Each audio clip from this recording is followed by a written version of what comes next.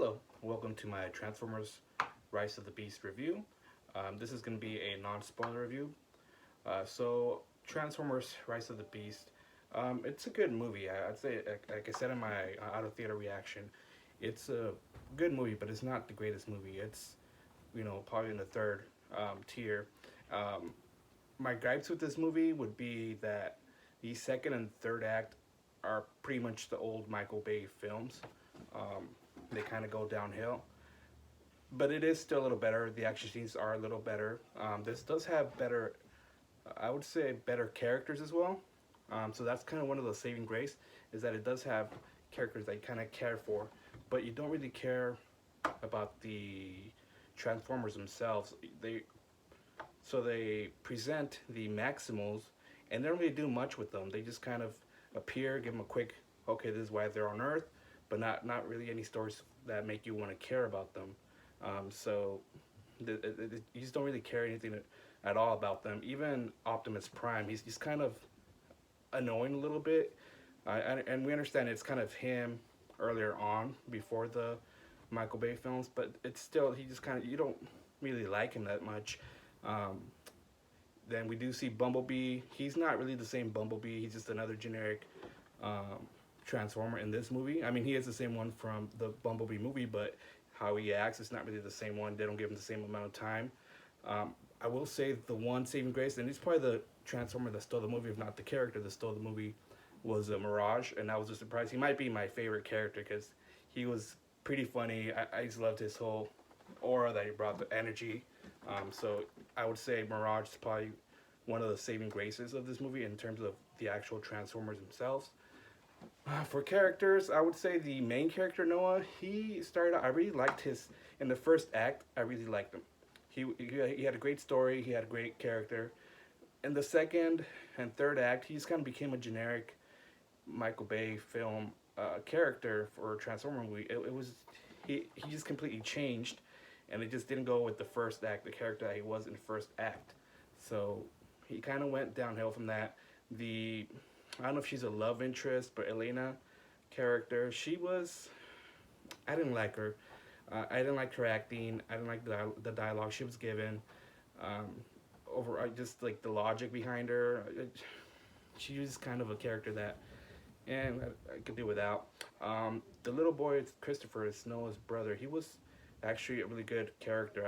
I liked it for a little kid, for being a little kid in a movie that didn't have a great big role. I actually liked his acting. I liked what he brought to the movie. That relationship between Noah and Chris, which are their brothers.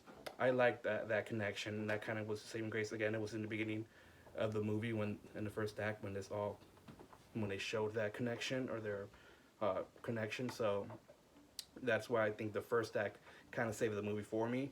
Soundtrack, it actually had really good soundtrack from 90s, hip hop. Again, like I said in my out of theater, soundtrack is something that really just brings me into the movie. Like if it has a good soundtrack and the movie sucks, it might, make it a little better.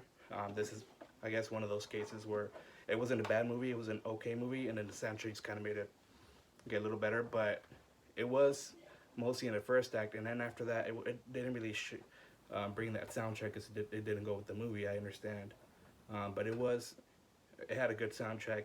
It just got me excited. It got me in that my headspace of it's in the 90s. It's a good 90s New York. I think the soundtrack was a good addition. I guess Noah in the beginning and the little brother were good. The girl Elena, not so good. The Transformers themselves, not so good. Mirage was great. He's my favorite, probably my favorite Transformer now. Bumblebee's still there, but Bumblebee in this movie was just not the Bumblebee we're used to, or more used to from the last movie. I think if they bring Bumblebee from that Bumblebee movie and Mirage from this movie, and then maybe Optimus Prime from the first Michael Bay Transformer films, I think they would have a great hit, like on the Transformer side. Unicron, he wasn't really. So he was. Yes, he was a threat, but he wasn't really around in much of the movies. His henchmen or whatever you want to call them, they were the real threat. But I don't really like how. So in the beginning, his henchmen were very very threatening, and then in the third act, he just kind of became like, oh, whatever. They're the same as Optimus. Prime and Optimus Primal, which in the beginning they weren't. So it just kind of, I understand why that was, they needed to be written better. That's why I think that's the weak spot about this movie, is the writing. It was weak. It kind of okay, let's just throw this because we need to get over here, instead of how can we get here that would actually make sense or would actually do justice to this film. It was just kind of like, okay, we need to get over here. This is the fastest route. Let's do that. That's what it felt like. That's what, like I said, the second act, it kind of slowed down. It wasn't that great. And then third act was good, but it was just pretty much a big battle, and then the ending, you know. So it was not much there, but it was a good battle. It was one of the better Transformer battles that we have seen. It was still more Michael Bay type battles, but you can actually see what was happening. So it was a good battle. So they did something different. They did something different that they have not done in other movies. So you're either gonna love it or you're gonna hate it, and that's in the third act, in the final fight scene. You're either gonna love it or you're gonna hate it. I didn't mind it. I think it's actually a good route to go, but the movie, if it goes this route, I don't want it to go like full on. I just want it to kind of be once in a while or something like that. So when you see the movie, you'll know what I mean. And then the last scene before the credits, not the after credit scene, but the last scene before the actual movie before the credits, there is a pretty good or enjoyable Easter egg if you like cinematic universe movies. I'll say that there was something there for you guys. I think you'll enjoy. I know my theater was like laughing and loving it. So I was one of those. I did like that. I hope they kind of do try to go that route, but not try to just go that route like the DCU, you know, try to mesh everything all at once. Take your time, go that route, and eventually get there. So overall, I'll say this movie is enjoyable. It's not the best Transformer movie, but it is one of the better ones. So if you do want to go see it, I would say go see it in theaters. If you're not a big Transformer fan, then just go wait till it comes out and streaming, and rent it. And then let me know how you feel about this movie. It is one of the, like I said, better Transformer movies.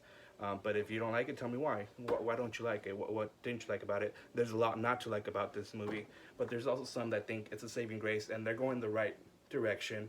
I think it is pretty tough to get an actual Transformer film that will make everyone happy, but I think this kind of, you know, from Bumblebee to this one, it's going the right direction. So I think it's going to be, I'm actually kind of interested, or I'm actually anticipating the next Transformer movie. So like I said, like, comment, subscribe, and let me know how you feel.